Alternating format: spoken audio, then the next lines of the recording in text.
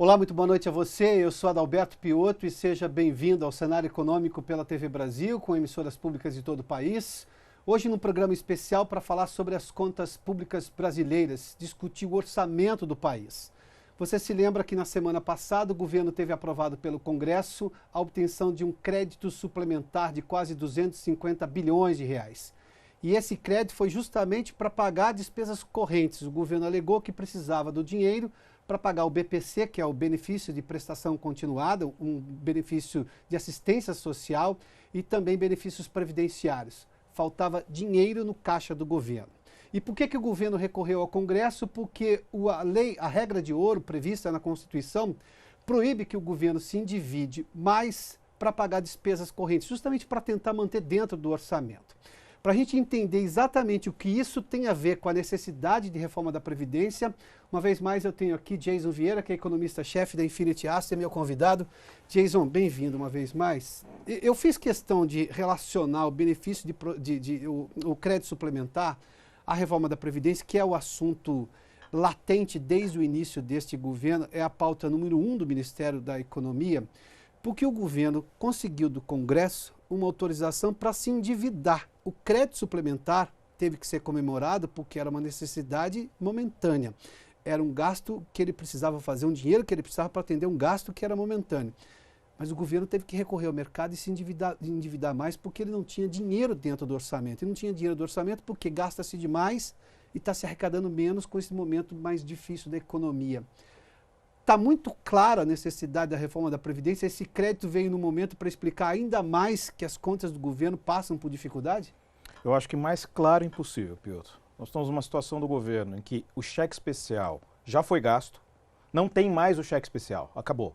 O cheque especial são os 120 bilhões que se tem de déficit todo ano primário. Nós podemos ter um déficit nominal, mas déficit primário é um problema gravíssimo que o país passa, é a situação fiscal, é a falta de arrecadação, é o gasto excessivo. Eu digo que eu sempre faço uma comparação quando você vai, além de cheque especial, é aquele momento em que você não tem mais crédito na praça e você anda na rua e te oferecem aquele empréstimo facilitado se você tiver com o nome sujo. Sabe-se bem que você vai pagar uma taxa de juros absurda nisso, absurda. E a possibilidade de você não pagar faz com que essa taxa de juros exatamente seja alta para isso. Porque se você pagar 5, 6 prestações, você praticamente paga o empréstimo e depois fica devendo para esse pessoal uma enormidade de dinheiro. Nós não estamos nessa situação ainda. Apesar de termos utilizado um cheque especial, além do cheque especial, nós conseguimos com taxas de juros baixas, porque a expectativa com a aprovação da reforma da Previdência e dos avanços das outras reformas, reforma microeconômica, a reforma tributária, os avanços também na agenda BC+, a agenda do Ministério da Economia, tudo isso, o mercado financeiro, de alguma maneira, deu vamos dizer, um waiver, como eu posso dizer, facilitou a vida do governo operando com taxas mais baixas. Porque está trabalhando com uma expectativa positiva. Exato. É pela expectativa futura positiva que a taxa de juros que o governo pagou não foi alta. Deixe-me voltar só ao seu exemplo, que ele é extremamente elucidativo. Quando alguém vai emprestar dinheiro pela primeira vez num banco e tem um histórico muito bom, o banco olha para aquele cliente e fala, bom, esse sujeito sempre pagou, nunca teve nenhum problema, então ele tem uma taxa de juros. Exato. O prêmio que o banco exige pelo risco que ele corre é sempre baixo. Você fez menção de um caso extremo, o sujeito já está devendo, tem o CPF negativado porque é inadimplente e alguém está oferecendo dinheiro para ele, ou seja, essa empresa que está emprestando dinheiro pede um prêmio maior. No caso do governo brasileiro, apesar de ele ter que recorrer de novo, essas taxas de juros não serão mais altas ainda? Não serão, por enquanto, porque se você observar o quanto então esse é o benefício que o mercado está dando ao governo. Esse é o benefício, exatamente. Tá. É o benefício que o mercado está dando. Vamos dizer assim, é quase um laissez-faire, laissez-passer. Vamos lhes dar esta passagem livre neste momento, porque confiamos que isso foi uma necessidade premente, sabemos que as reformas estão no caminho correto, mas tem limite. E o limite é a aprovação da reforma da Previdência. Este é o grande ponto. Nós conseguimos, o governo conseguiu pagar juros menores. Aí eu vou trazer outro exemplo. Qual que é o problema, por exemplo, que acontece na questão fiscal, que ela gera inflação e que ela gera juros altos? Quando o governo está quebrado, ele precisa, de alguma maneira, se financiar. Se ele se financiar através do aumento de impostos, eu assisti recentemente no Banco Central a palestra de um professor chamado Francesco Giavesi, que ele mostrou empiricamente que qualquer elevação de impostos em momentos de crise vis-à-vis a uma reforma fiscal, ou seja, ao invés de ajustar os gastos, você tentar aumentar a receita através de impostos, quase que dobra o tempo de recuperação da economia. Nós vimos isso no caso brasileiro nas décadas passadas. Exatamente. Elevava imposto, demorava um século para se recuperar. Criava-se imposto novo, qualquer coisa. CPMF, nós já vimos mexia na todos... carga tributária para cima. Exatamente. E o Brasil sempre teve a desagradável tendência de operar as taxas de impostos para cima, nunca para baixo. É raro, o simples é uma raridade no Brasil.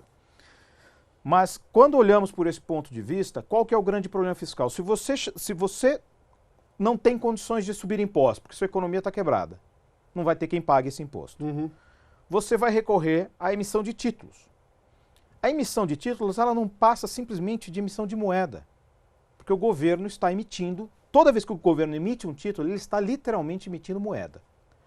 Só que a moeda, ela é um meio de troca que foi criado lá atrás, sabe-se lá, há muitos séculos atrás, para dizer que a banana valia alguma coisa e a maçã valia alguma coisa, porque você tinha que trocar a banana por maçã, e essa equivalência de valores entre os dois, que se embutia o valor do trabalho, outros valores intrínsecos, eram muito difíceis de serem medidos vis-à-vis bens diferentes. Quantas bananas vale um porco? Quantos sacos de farinha vale um cavalo? A moeda veio exatamente para fazer esta conexão. Você tem um referencial, então você não depende mais. Tudo é o referencial pela moeda. Só que a moeda também é um produto. E ela é regida pelos mesmos princípios de oferta e demanda. Ou seja, quando a inflação sobe, não é que os preços subiram, é que o valor da moeda caiu. E é o que acontece hoje na Venezuela.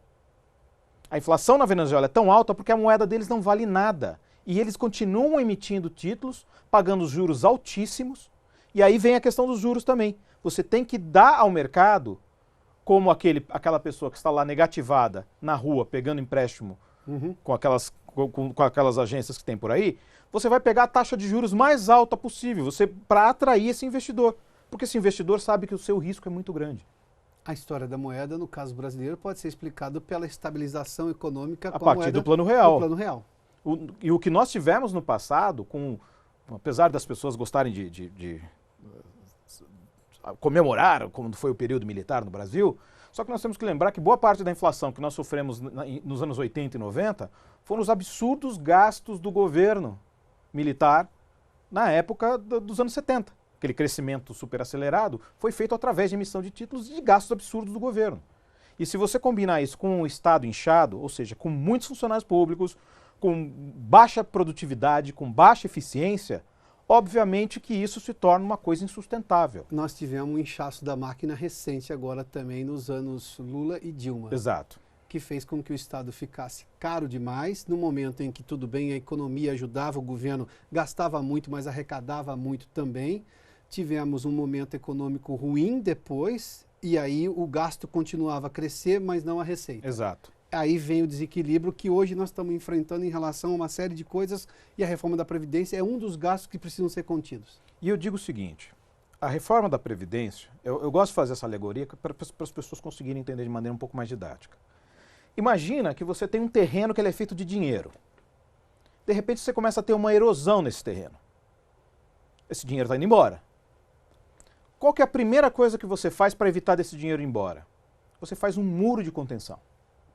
O muro de contenção vai resolver o seu problema? O buraco que está ali, onde estava caindo o dinheiro, ele foi tampado?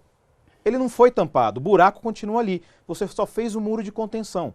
Você depois precisa tomar ações para encher esse buraco de novo, ou seja, para ele voltar ao nível de dinheiro e não ficar mais no vazio.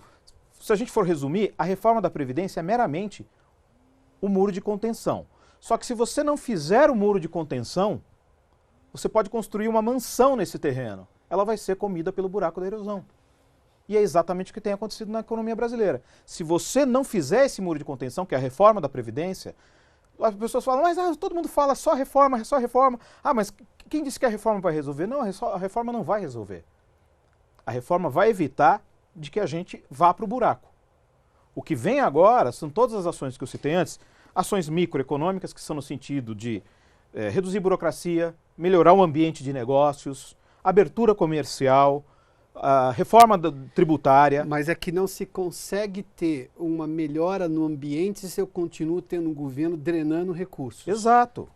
De um modelo que já está superado do ponto de vista de com que idade as pessoas precisam aposentar, porque tem aquele cálculo autorial. Exato. Né? Que obviamente as pessoas estão vivendo mais e elas vão depender muito mais tempo de uma aposentadoria que antes era prevista para quem vivia no máximo 70 anos. Exatamente. É esse o outro cálculo que precisa ter. Esse é o cálculo, porque é cruel às vezes a gente falar isso. Porque a reforma em si é uma coisa, eu falei aqui já e vou repetir.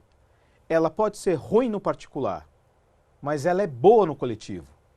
Porque no particular, você que está perto de se aposentar, você vai ficar bravo. Poxa, estou perto de me aposentar, vai ter que passar transição, mas não sei o que e tal. Mas você tem que pensar no seu neto. Nem no seu filho, mas tem que pensar no seu neto. Porque se o modelo atual continuar, não vai ter, ano que vem, dinheiro para os que já estão aposentados. É por isso que eu chamo que ela não tem nada de polêmica, ela tem de sensível. A reforma da Previdência não é polêmica, ela é sensível. Exato. Porque mexe com as certezas que você tinha.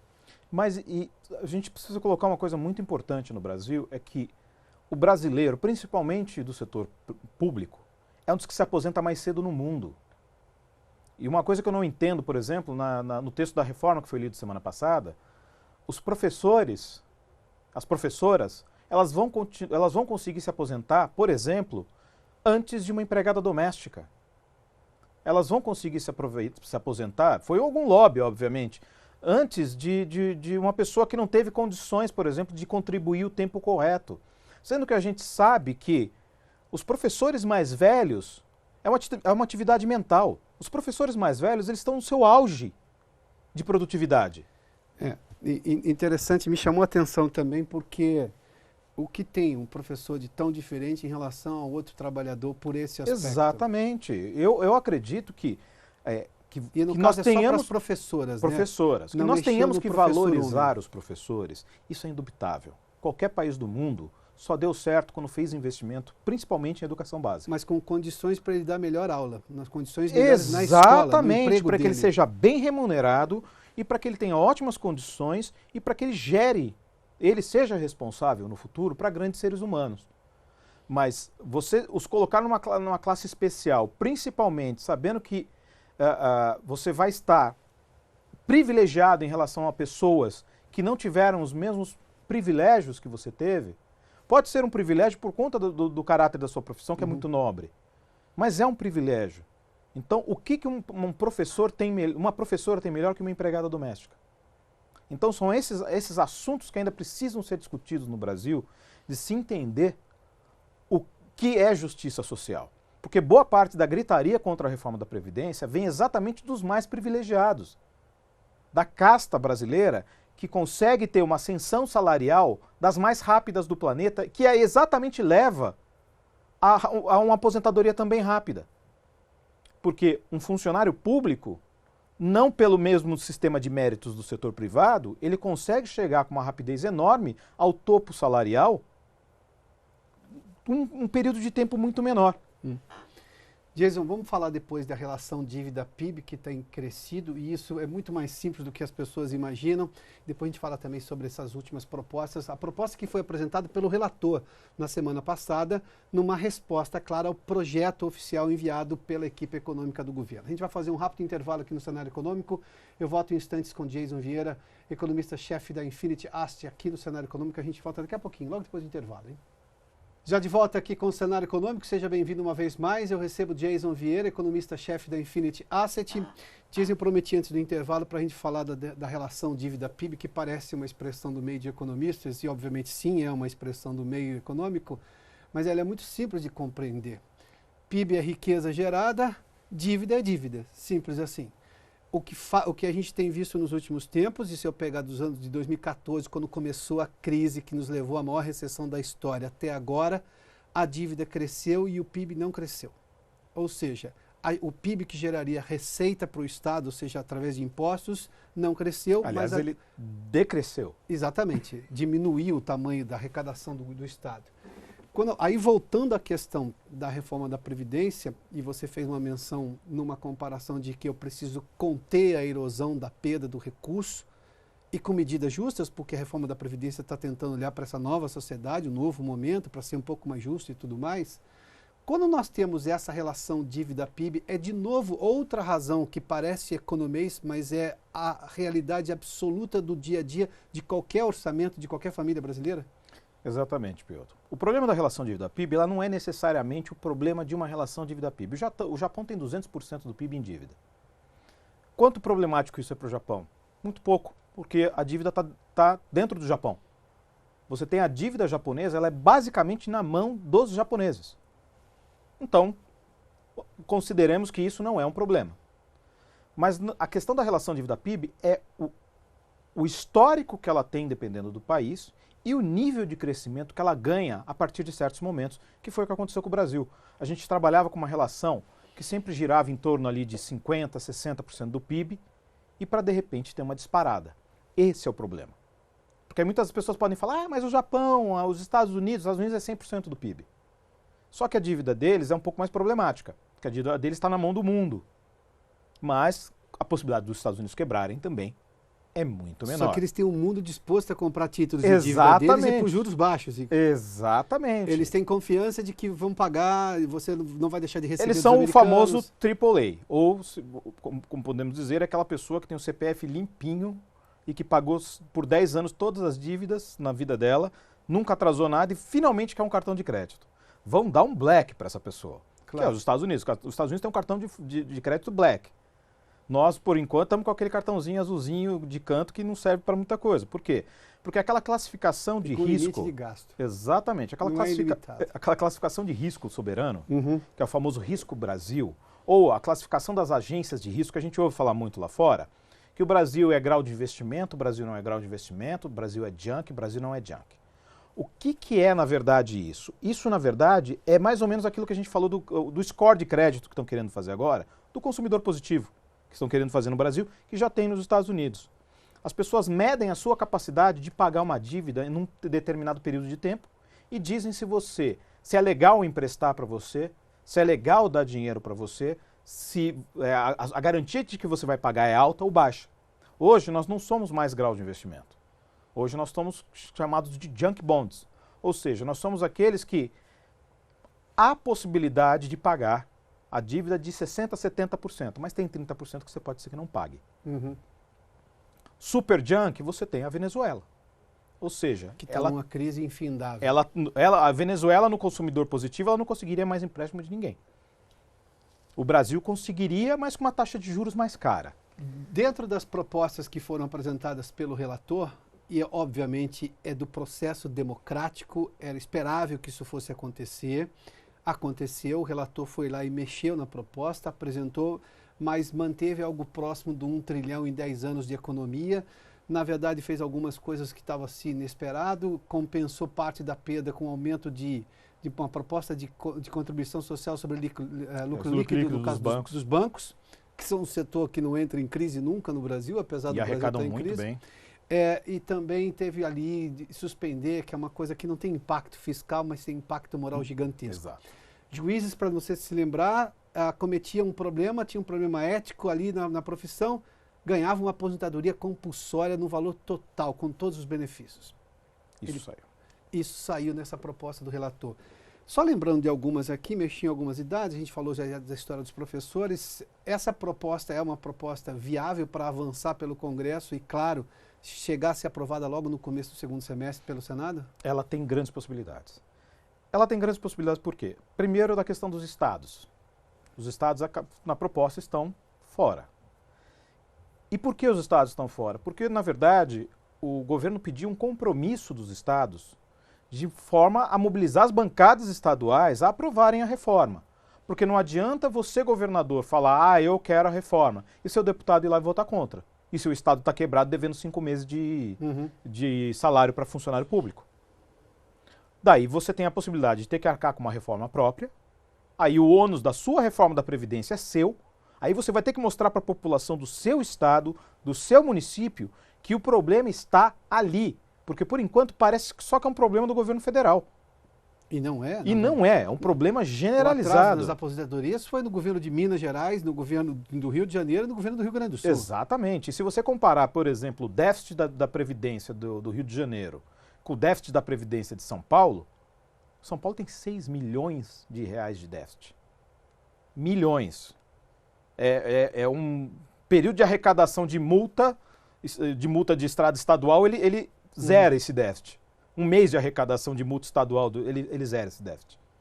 Agora, com o que o Rio Grande do Sul, Rio de Janeiro e Minas Gerais vão fazer? Com uma reforma.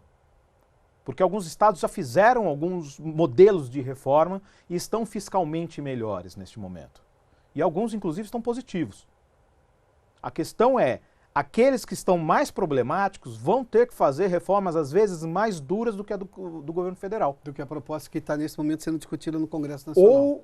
Ou esses estados se unem no sentido de dizer, tudo bem, vamos todos aprovar a reforma, e bancadas estaduais, vamos ajudar? Ou o ônus de fazer vai ser deles mesmos, ou pior, o ônus de não fazer. Isso não expõe os governadores ao debate honesto agora em relação à Previdência? Exatamente, acho que é um dos pontos mais importantes. Porque fica fácil para você falar mal na frente de um, porque eu pessoalmente estive em Brasília e conversando com alguns deputados, eu vi alguns deputados falando, o governador fala que está contra, mas pra gente ele fala que tem que dar um jeito de fazer, porque tá tudo atrasado, né? Vamos fazer o que e tal. E um dia eu perguntei para um deputado de um estado desse, que eu não vou citar o nome, óbvio, claro. Mas ele falou assim, eu falei, por que o governador então não apoia a reforma? Porque não faz parte da nossa ideologia. Ou seja, é um problema mesquinho se sobrepondo a um problema nacional. Ou seja, falta o republicanismo nisso. Falta o pensamento institucional. Falta pensar no país. Porque a gente já viu no passado alguns deputados falando que tinha que fazer uma reforma magrinha para não reeleger o Bolsonaro. Parece que isso tudo já foi passado, né? Já se superou. Já se superou, porque agora a política menor essa reforma, na verdade, ela vai de 915 a mais de 1 trilhão. A proposta atual. Ela chega a ultrapassar 1 trilhão em alguns pontos. Obviamente, algumas negociações vão ocorrer, algumas coisas vão ser retiradas, mas a base dela, que se imagina, é de 900. E isso é muito importante no momento. Isso fiscalmente atende a proposta do ministro da Economia, que dizia ser necessário uma reforma, digamos, como para usar a expressão do próprio ministro Paulo Guedes, com potência fiscal lá na frente para poder aí começar a atrair investimentos, porque, obviamente, a população acompanha esse debate, mas o grande debate da população no dia a dia é retomada de emprego. Exato. E a boa parte dessa retomada de emprego, ela vai acontecer porque quando nós conversamos com a economia real, a situação deles está periclitante. Nós sentamos para conversar com o pessoal da economia real, é uma situação muito difícil. São raros os casos em que estão pelo menos estáveis. Muita gente teve que dispensar, a capacidade ociosa está grande. Mas se pensarmos agora uma coisa praticamente uníssona, uma coisa que nós ouvimos unânime de todas essas pessoas da economia real é: eu estou esperando resolver essa questão política. E é a reforma da Previdência. Estou esperando resolver essa questão política. E é exatamente para poder dizer, agora eu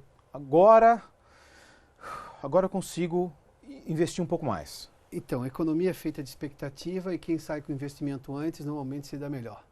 Qual é o momento que esse empresário começa a investir? Na aprovação já agora na Câmara ou vai esperar o Senado ainda? Alguns já começam na Câmara. Ou seja, podemos ter, se o prazo Podemos ter um terceiro trimestre melhor do que se imagina. Daí a questão da minha resistência muito em alterar minhas projeções de PIB. Porque tem um PIB já com 0,5% aí falando do PIB no ano, eu não acredito que seja tão baixo. Qual é a sua projeção ainda? Nós ainda estamos com 1,7%. 1,7%? 1,7%. Que destoa da média do mercado. Destoa da média do mercado. Tudo bem que tem 2,2% por aí, mas nós estamos com 1,7%. Por quê? Porque dentro do contexto, deste contexto macroeconômico, até vemos o porquê do Banco Central segurar tanto o corte de juros. Porque existe sim um potencial na confiança, existe sim um potencial estimulativo na aprovação da reforma. E ele não pode ser desprezado. E, ao mesmo tempo, o próprio Banco Central tem que tomar cuidado, porque ele não sabe qual o tamanho desse efeito. Ele pode ser um efeito mais fraco, que aí o Banco Central tem uma justificativa para dizer, olha, o efeito estimulativo não foi aquele que esperávamos, então agora vamos cortar juros. Ou ele pode dizer, não vamos cortar juros, pois o efeito estimulativo foi acima do que nós esperávamos. Como ninguém sabe disso, o ponto agora em relação ao Banco Central não é se ele vai cortar ou se ele não vai cortar, é comunicação. Tá, é um país, rapidamente diz, é um país que está represado nesse momento, é o que eu chamo de demanda reprimida por dar certo, está reprimida essa demanda, ou seja, eu preciso de um sinal forte e esse sinal se convencionou, se entender e se chamar de reforma da Previdência? É exatamente o sinal. Que obviamente é o que as pessoas esperam, porque o que elas estão desesperadas é por emprego, a gente fala sobre emprego com muita frequência aqui e renda, né? Exatamente. Jason, obrigado pela gentileza da entrevista, viu? O economista-chefe da Infinity Asset, Jason Vieira, conversou conosco de uma forma muito ampla sobre a questão do orçamento brasileiro, a questão das contas públicas, o momento delicado das contas públicas, mas, claro, também a expectativa de o que a reforma da Previdência pode interferir exatamente num cenário muito melhor em relação à situação atual. O Cenário Econômico termina aqui. Obrigado pela sua companhia, pela audiência. Até mais.